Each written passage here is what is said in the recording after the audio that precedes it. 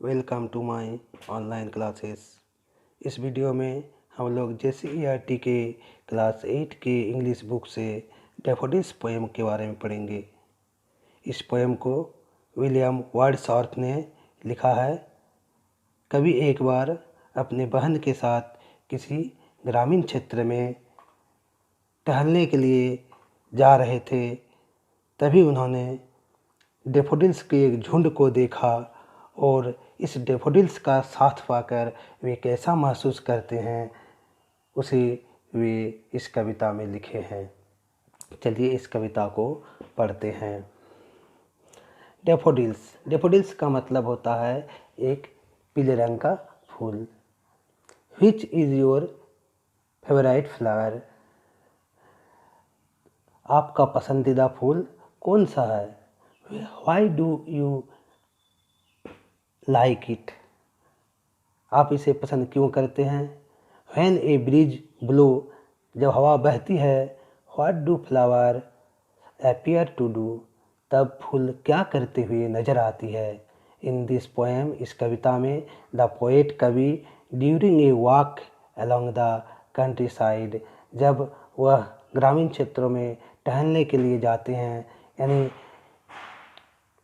जब कभी ग्रामीण क्षेत्रों में टहलने के लिए जाते हैं, कम्स अक्रॉस ब्लूइंग डैफोडिल्स, और डैफोडिल्स खिलते हुए डैफोडिल्स के बगल से होते गुजरते हैं।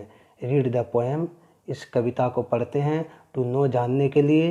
How he feels in the company of the bright colour flower, इस तरह के चमकते हुए रंगीन फूलों का साथ पाकर कभी कैसा महसूस करते हैं उसके बारे में पढ़ते हैं। I wandered lonely as a cloud, मैं अकेले बादल की तरह इधर उधर भटका। That floats on high over vales and hills, उस तरह जिस तरह बादल घाटियों और पहाड़ियों के ऊपर से होते हुए उड़ती है, उस तरह मैंने अकेले इधर उधर भटका। When all at once, जब अचानक, आई सॉ ए क्राउड, जब अचानक मैंने एक भीड़ को देखा। ए होस्ट ऑफ गोल्डन डैफोडिल्स, सुनहरे डैफोडिल्स के एक झुंड को देखा। Beside the lake beneath the tree, beside the lake, झील के बगल में, बीनीथ द ट्री, पेड़ों के नीचे। Fluttering and dancing in the breeze, फड़फड़ाते हुए, फ्लैटरिंग फड़फड़ाते हुए, एंड डांसिंग, नाचते हुए, इन द ब्रीज, हवा में। नेक्स्ट स्टेंजा में पढ़ेंगे। Continuous as the stars that shine, लगातार, कंटिन्यूअस लगातार।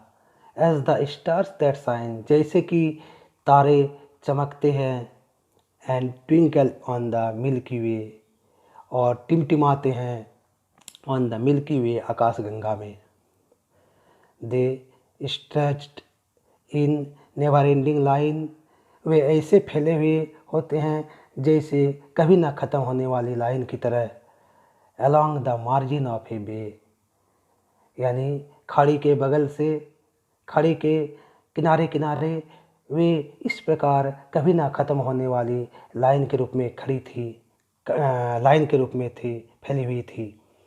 10,000 saw I at a glance, मैंने एक नज़र में, एट ए ग्लांस, एक नज़र में 10,000 डैफोडिल्स को देखा। Tossing their head and in sprightly dance, हिलाते हुए, टॉसिंग हिलाना, सिर को हिलाना। टॉसिंग देयर हेड्स, अपने सिरों को हिलाते हुए। इन स्प्राइटली डांस, और खुशी से नाचते हुए। The waves beside them dance, लहरें, जो झील की जो लहरें थी। The waves beside them dance, उनके बगल से, डैफोडिल्स के बगल में जो लहरें नाच रही थी। बट दे, लेकिन, दे मतलब यहाँ हो गया डैफोडिल्स। बट दे आउटडिड, वे उससे भी, उसको भी मात दे रही थी। आउटडिड, मात देना। द स्प्रिंग वेवली, जो उन बगल में जो झील की जो लहरें हैं, वे खुशी से नाच रही थी चमक रही थी, उसको भी ये डेफोडिल्स मात दे रही थी। A poet could not be gay, यानी एक कवि का खुश न होने का कोई कारण नहीं था इन सच ए जाकंड कंपनी। इस खुश मिजाज, इस आनंदित साथी के साथ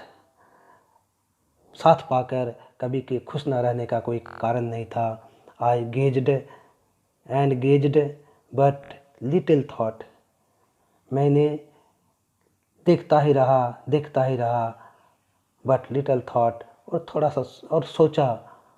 what wealth the show to me had brought, यानी ये दृश्य कौन सा धन लेकर आया है मेरे लिए।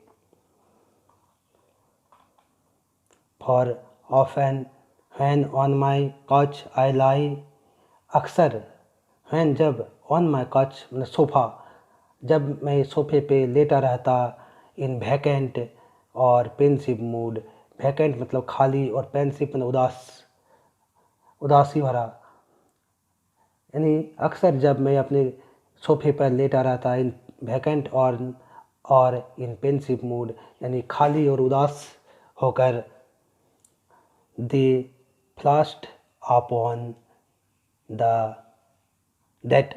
अपॉन दैट इनवर्ड आइज, वे सारी चीज़ें मेरी अंतर्मन में दिखाई देती थी।